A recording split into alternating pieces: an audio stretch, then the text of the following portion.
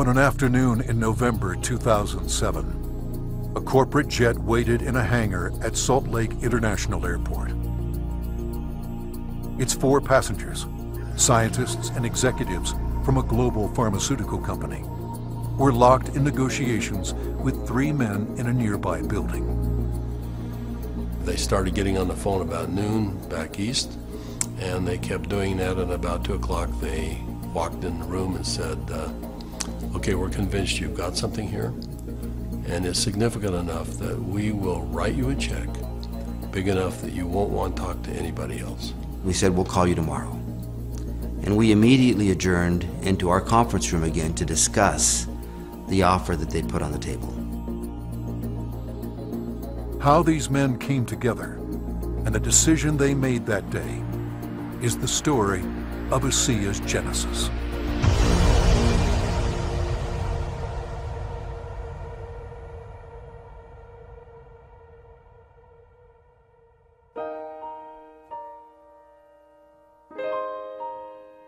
A lot of people have fathers that teach them sports.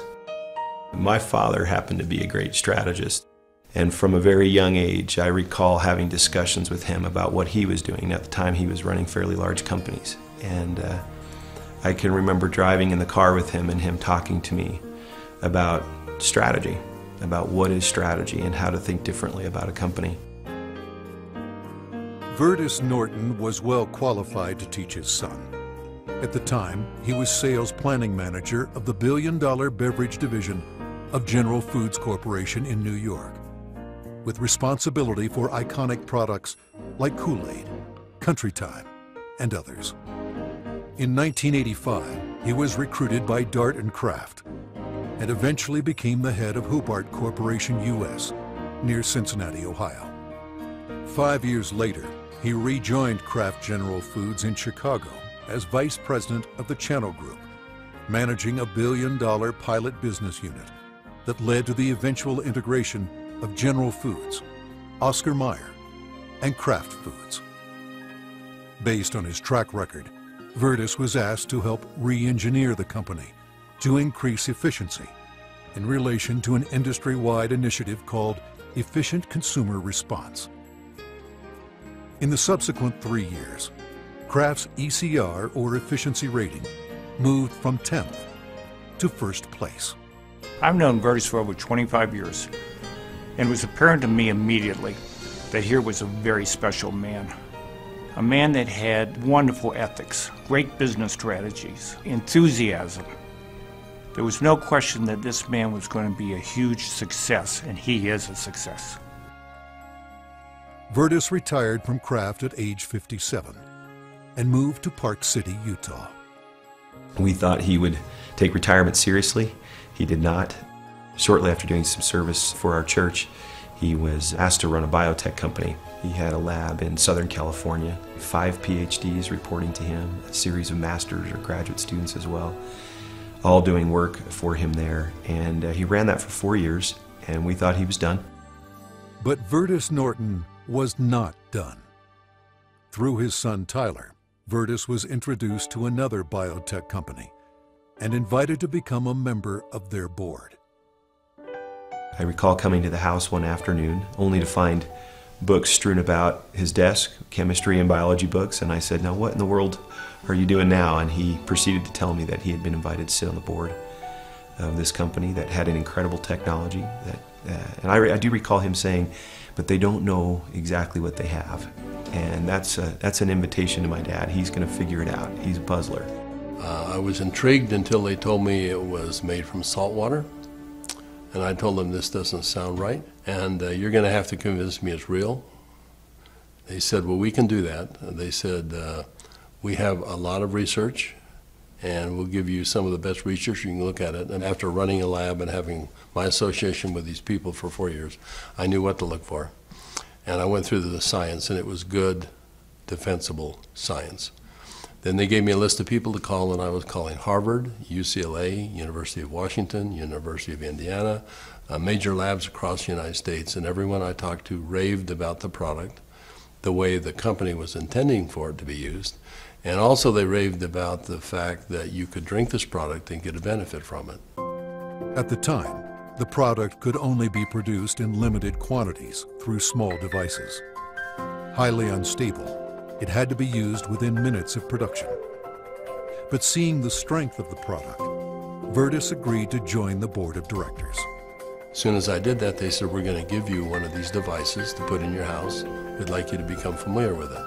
I started drinking the product that was made in this device, and my thinking cleared up. I had more energy. I felt better than I had for years, and now keep in mind I was in my 60s at that time. And I thought, holy cow, what is this? So I went to the first board meeting and found out that they were flat out of money. They were $1 million in debt. We said, let's see if we can help them find money. We tried for about 90 days, could not. Eventually the company folded, and they actually merged it with another company, an energy company. And when that happened, that company started selling off assets. Meanwhile, a family in New Hampshire was embarking on a major change. Jim Pack had been a highly successful consultant in the telecommunications industry.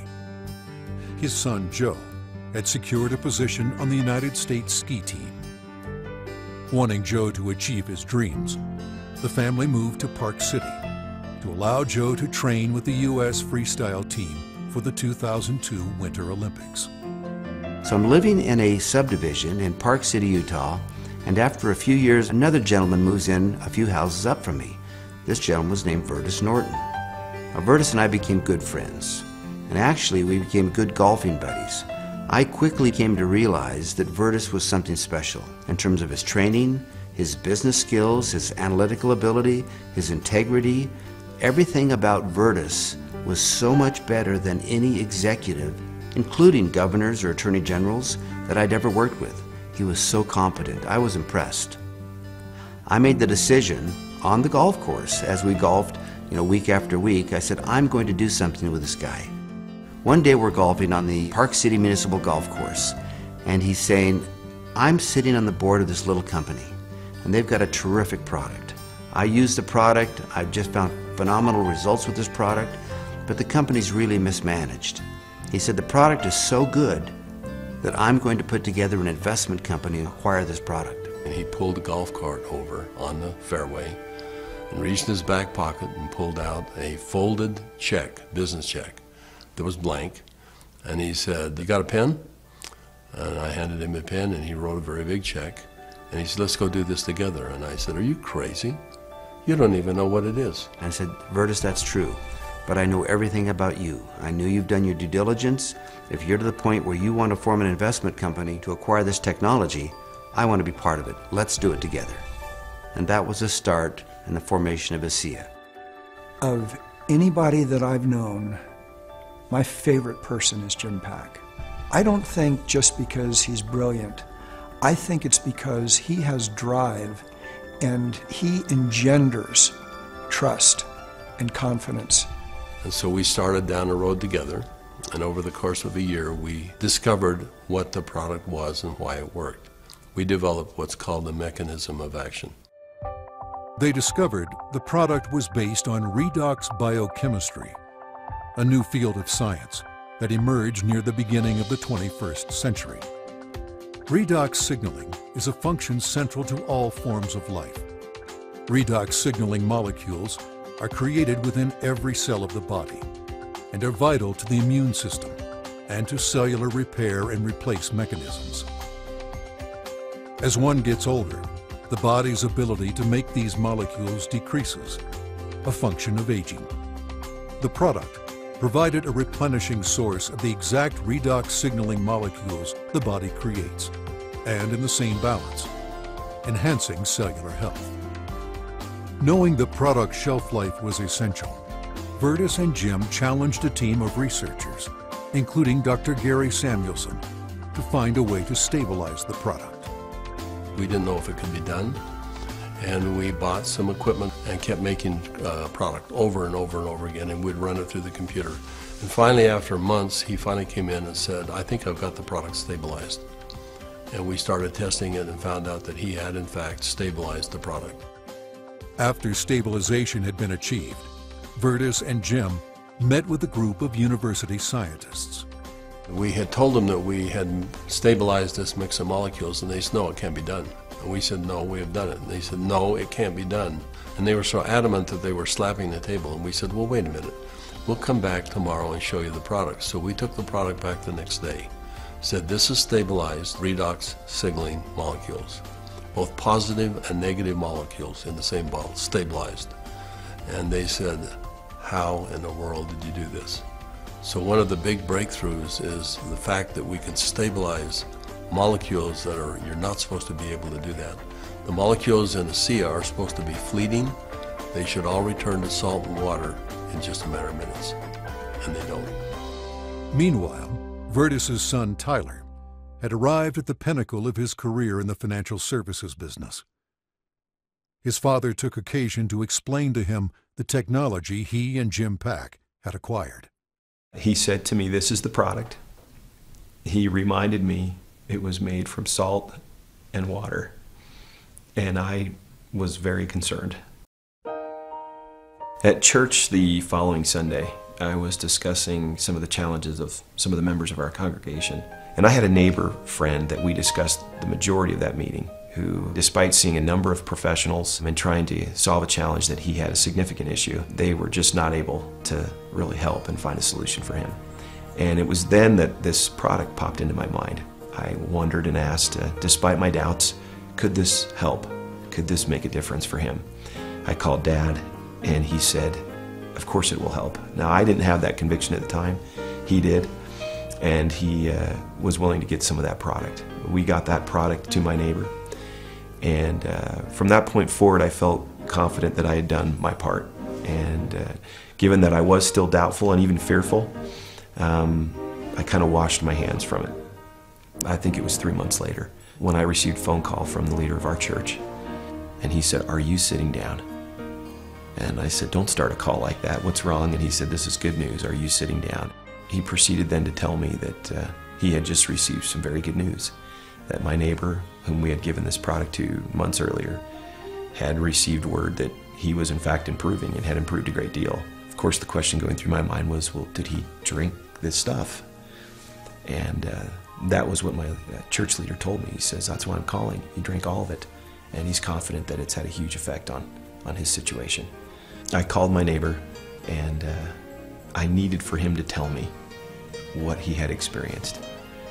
And he was quiet for a minute, as I recall, and said, "Do you have any idea what I think this has done for me and for my family?" He began to tell me things that I've now heard multiple times over from people across all of North America, and how this product helped him and made a difference for his family. Frankly, this was a problem for me. This became a problem for me. It was my first indication that this could be real, this could be meaningful. By this point, Jim and my father had made a significant commitment to this product. They were moving forward. And I started to question kind of what I was doing, and feeling a need to get this product out to the world, watching the impact it was having. And I ultimately resigned in May of 2010 from a significant job, the job I'd spent the better part of 17 years getting to. And it was born of this sense and feeling that this product needed to be given to the world. I've known Tyler Norton for now over 20 years. He is a person who demonstrates integrity in all aspects of his business. He is able to motivate people to do things that are even beyond what they think they can do. You know, this came full circle for me about a few months ago. I happened to be out walking, and I looked ahead and saw a family coming towards me on the street. And as they got closer, I realized it was my neighbor that had been benefited by ASEA. And I happened to be on the phone, and so we weren't able to talk. I kind of waved as we acknowledged each other, and he reached in his back pocket and pulled out a sport pouch of ASEA, and then kind of subtly bumped his heart. And we didn't say anything, but I understood completely. It brought home the whole purpose of what we're doing. Now that the product was stabilized, Vertus and Jim began studying distribution models, retail, direct sales, internet, and network marketing. But first, they had a question. We actually wondered if people would drink a product that didn't taste very good, even if there was a perceived health benefit. And we said, let's find out. So we decided to find 40 people and create kind of a focus group, and we started giving it to them. We did that for about 2 months, and we said, let's go out and find out where we are with these 40 people. So when we went out and contacted them, we found out that the 40 people had turned into 135, and the product had been shipped to 20 different countries without our knowing it. And we said, well, we've got the answer we wanted. People will, I think, buy this product. When they determine that there is a perceived health benefit, they'll buy it. But in the meantime, we had contacted a friend, someone that Jim Pack knew and we had played golf with. And he was running a very big pharmaceutical company in New Jersey, about $10–11 billion. And he finally agreed to send a group of people out and spend some time with us and see what we had come up with. So 4 people flew out on a plane, and we met in the conference room we had on the west side of the city for the better part of a day. We spread out all of the research that we had out on a table. And these gentlemen asked all the right questions. They thoroughly went through all of the science that we had, and as they do that, they'd call back to their headquarters and ask questions. About 2 o'clock in the afternoon, they came to us, and they said, we think you've got something really special here. We're going to write you a check that is large enough that you don't want to talk to anyone else. But there's a catch. And I said, what's the catch? And they said, you've got to shut it down. And I said, shut what down? And they said, you've got 135 people on this product right now. Shut it down. People have problems all the time, and they deal with them as best they can. You're going to have to walk away. And that kind of took us back a little bit. In fact, I said, that seems a little harsh to me. And they said, you want to work with us, you walk away. We said, well, we'll let you know. So we ushered them out of the building, and we huddled around the conference table. We came to realize that this had changed for us from a business play to something very important. This was a cause. This was a responsibility. We'd seen too many people helped by this product. We realized that the only option before us was network marketing. And in that conference room on that day, we made that decision to form a network marketing company. ASEA LLC opened its doors for business in July 2009 with just a handful of independent associates. Today there are tens of thousands, and their ranks are growing exponentially every month. In 2012, the company announced its entry into Europe, the first of many international steps to come. Every company has a vision, but for Virtus and I, our vision is just a little bit different given our age. This is not about making $1 million.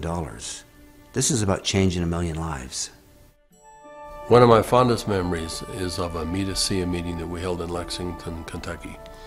We had a huge group of people that came, very impressive group, and a lot of people coming up talking about what ASEA had done for them personally. But at the end of the meeting, they invited me to come up and gave me a small treasure chest. Wasn't very big, but as you open up the treasure chest, it's filled with letters of gratitude and thanks. It meant a great deal to me. So we came back to Salt Lake City, and I asked our people to go out and find a treasure chest, which we have done, and we have it in the office, and we continue to add letters to it. I have the privilege of going around the country and talking to people about this product. And it's not uncommon at the end of a meeting to have a group of people line up and want to tell me and really thank me, but more thank my dad and Jim for what they've done. And as they tell their stories and I get a chance to look into their eyes and sense their sincerity and the realness of what this has done for them, more than once I've had to step out of the room and find a corner in a hotel somewhere where I could compose myself and get myself in order after hearing how sincere and thankful they are for this product. You know, we started off looking at this as a business opportunity, and as we progressed, it became more of a sense of purpose, but it's much more than that. We're creating a culture here. We're creating a family. I believe that the heart and soul of this company is represented in our associates. Our associates becoming is as important to us as them making an income. I don't believe you build checks. I believe you build people. And perhaps one of the greatest blessings of my time here at ASEA is embodied in these marvelous, enriching relationships with wonderful people. People that are desirous to improve their lives, share something meaningful with others, make a difference in the world, and become more.